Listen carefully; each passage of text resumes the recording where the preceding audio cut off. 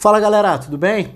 Mais uma vez com um jogo histórico aqui no canal, então você tá sempre convidado a participar aqui, deixa no seu comentário quais outros jogos você sugere, que você quer ver a análise aqui, jogos antigos, jogos históricos, jogos marcantes na história do futebol. E aos poucos eu vou tentando achar os jogos, gravar, assistir novamente, né, para fazer a análise, gravar. E o jogo de hoje é a goleada fantástica do Barcelona para cima do Real Madrid, um resultado histórico, né, e que foi um momento muito importante, porque foi o que deu início a uma das principais rivalidades do atual século em termos de época, né? Evidentemente a rivalidade entre Real Madrid e Barcelona já existe há muito tempo, mas eu digo em relação ao período acirrado da rivalidade entre Mourinho e Guardiola durante tantos clássicos importantes entre Real Madrid e Barcelona. Então vamos ao ano de 2010, o Mourinho chegando ao Real Madrid e tendo o seu primeiro choque de realidade ao encarar o Barcelona do Guardiola, um dos melhores times da história do futebol.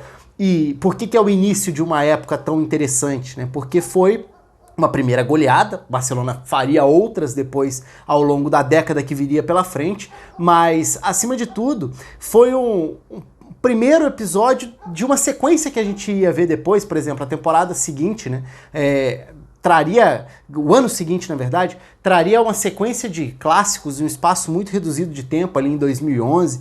Então, é interessante lembrar desse 5-0 de 2010, porque tudo que vem na sequência já é consequência também, já tem um pouco de estratégias e de ajustes que tem a ver com esse jogo, com esse 5-0, que é o famoso jogo também do Messi falso 9, do Barcelona conseguindo uma enorme superioridade a partir do posicionamento e da função que o Messi desempenha nessa partida. Então é claro, você vai ter aí o campinho para usar como ponto de partida e a gente fala um pouco em cima disso também. Então fique aí à vontade para se inscrever no canal, para deixar sugestões e para comentar sobre esse jogo também, é claro. A vantagem do Barcelona foi enorme, né? Aliás, o Barcelona, o nível de atuação, o padrão de jogo desse time era fantástico. A facilidade com que esse time trocava passes, saía do setor que o adversário queria pressionar, conseguia ditar o ritmo das partidas, recuperava a bola quase que automaticamente, então tomava conta dos jogos. E esse era um duelo, obviamente, aguardado, porque era um Real Madrid que tentava ser um time que pudesse incomodar, pudesse ferir o Barcelona do Guardiola nos contra-ataques, então as estratégias estavam muito traçadas. O Barcelona seria o time da posse de bola, seria o time que ditaria o ritmo do jogo, e o Real Madrid tentaria castigar o mais rápido possível a partir do momento em que recuperasse a bola. Isso não havia muita dúvida. E qual foi o ponto aí? Em termos de escalação, no lado do Real Madrid, o interessante foi a forma com que Di Maria começa o jogo invertido, né? O Di Maria inicia o jogo na esquerda e não na direita. O time base do Mourinho no Real Madrid tinha o Di Maria à direita, o Cristiano Ronaldo na esquerda, o Ozil por dentro encostando no Benzema ou no Higuaín. Aí eles se alternavam nessa época. Mas o ponto principal aí com o Di Maria invertido, claramente a ideia era uma preocupação com a qualidade e a importância do Daniel Alves subindo. Então o Di Maria à esquerda significava um jogador com um setor com maior recomposição para marcar um lado forte do Barcelona atacando. Porque o Barcelona atacava de uma maneira bem definida, embora fosse um time que aos poucos fosse cada vez ganhar maior repertório tático na sequência de era Guardiola, era um Barcelona que tinha alguns princípios, né? Então, além do seu meio-campo espetacular, com Busquets, Xavi e Iniesta, o Daniel Alves, pelo lado direito, se projetava com muito mais frequência, enquanto o lado esquerdo tinha o Abidal como um zagueiro pela esquerda.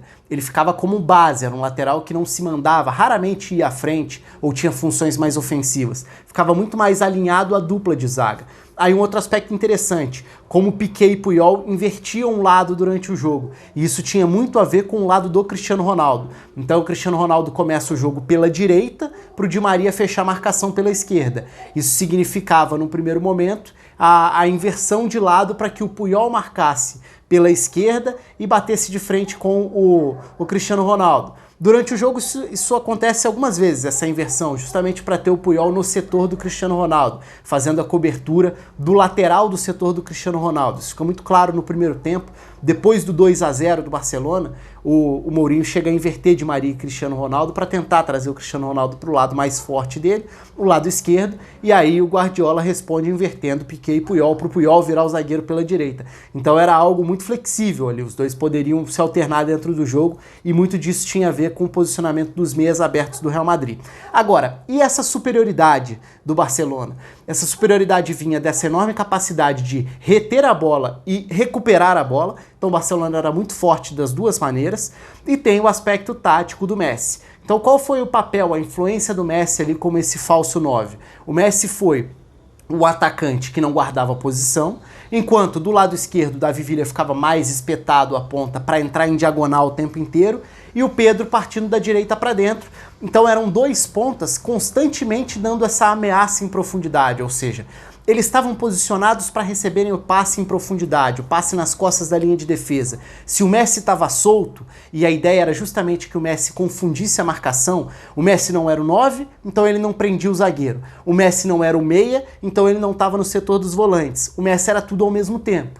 Então se o Messi circula, ora ele vai atrair o Pepe, ora ele vai tirar o Ricardo Carvalho de posição, ora o Xabi Alonso vai ficar atento com ele, e assim o Real Madrid perde as referências na marcação, e se a linha de defesa quebra essa marcação, se o Pepe, por exemplo, sai para caçar o Messi e fica pelo caminho, o passe em profundidade vai achar uma linha quebrada de defesa, e aí de um lado tem o Davi Villa entrando em diagonal, do outro lado tem o Pedro entrando em diagonal. E o Real Madrid é muito castigado dessa forma nesse jogo pelo Barcelona, justamente por essa coordenação dos movimentos. Mas antes mesmo disso fazer a diferença, dos pontas fazerem a diferença, tem um papel importante dos meio-campistas. E aí estão Xavi e Iniesta. Se o Real Madrid começa o jogo com o Cristiano Ronaldo pela direita, naturalmente a recomposição do Real Madrid pela direita era menor. Então o Real Madrid tinha, no momento sem a bola, Özil e o Cristiano Ronaldo contribuindo menos. O Di Maria ajudava, voltava bastante. E mais os volantes, Khedira e Xabi Alonso. Só que isso significava, pelo lado direito de marcação do Real Madrid, uma menor proteção, um espaço maior, uma área maior do campo para o Iniesta receber. Porque o Iniesta poderia abrir um pouco mais pela esquerda e ele saía de uma área de atuação do Khedira, por exemplo, e facilmente recebia a bola por ali. E o Sérgio Ramos estava o tempo inteiro ocupado pelo Davi Villa, que era essa ameaça, estava pronto para entrar ali em diagonal. Então o Barcelona conseguia achar os seus meio-campistas com relativa facilidade. E a velocidade com que esses caras trocavam passes, dominavam a bola, era muito envolvente, né? Então o Real Madrid ficava um pouco impotente nessa questão da marcação, o que não significa que não tenha conseguido encaixar alguns contra-ataques, porque no início do jogo o Vitor Valdés chega a fazer 2 ou 3 boas intervenções, mas a superioridade, o domínio, o controle do jogo era claramente do Barcelona. Então a superioridade era muito gritante do ponto de vista técnico e tático. E para o Real Madrid, a ideia, a intenção era tentar sobreviver a esse natural bombardeio que vinha na sequência para tentar achar contra-ataques. Só que logo de cara, e ainda nos primeiros minutos, o Barcelona sai na frente. E sai na frente com a infiltração do Xavi. Por quê? Porque o Messi sai da referência para circular na zona dos meio-campistas, o Iniesta conduz a bola recebendo por essa faixa mais vazia do campo que eu citei, e o Xavi percebe o espaço. E o Xavi consegue atacar justamente o espaço entre zagueiro e lateral. No caso, a jogada se desenvolve pelo lado esquerdo de ataque do Barcelona, então o espaço que surge aí é entre Ricardo Carvalho e Marcelo. E o Xavi ataca esse espaço, se projeta e recebe o passe do Iniesta no lance do 1-0. A partir daí, a vantagem, a sequência da equipe do Barcelona é natural, é grande, e o Barcelona aos poucos vai só ampliando a sua vantagem, a sua superioridade para chegar à goleada com relativa tranquilidade. Depois a gente vê os gols tendo muito mais influência desse facão, dessa diagonal do Davi Villa, que é acionado, fosse partindo da ponta para dentro ou já por dentro, fazendo esse papel de entrar em diagonal nas costas da linha de defesa.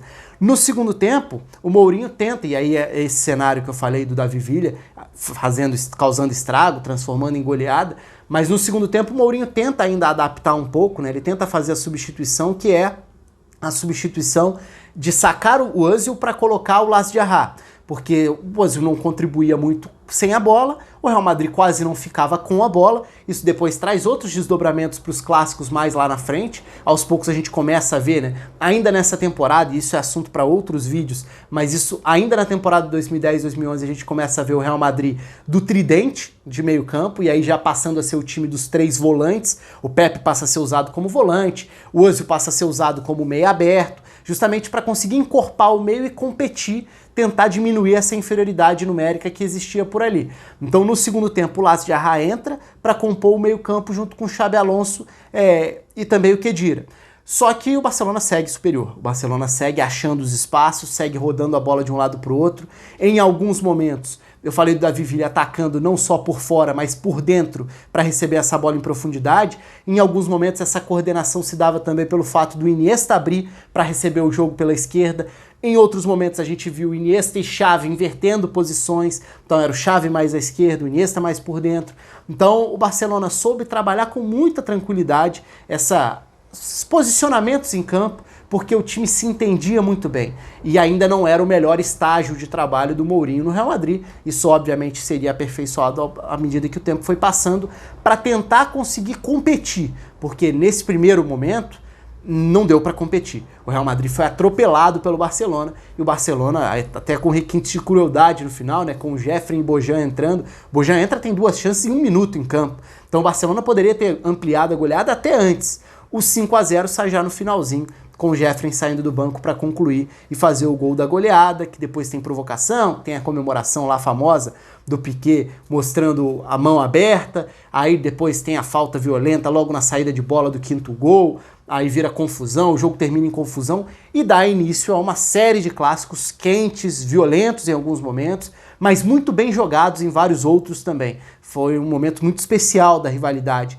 por tudo que esses times decidiram, disputaram e pelo nível de competitividade de um Barcelona que era o time a ser batido e de um Real Madrid que tentava a cada confronto reduzir a diferença para tentar se igualar, ou no mínimo tentar se aproximar. Se igualar do Barcelona do Guardiola era muito difícil, era uma tarefa extremamente complicada.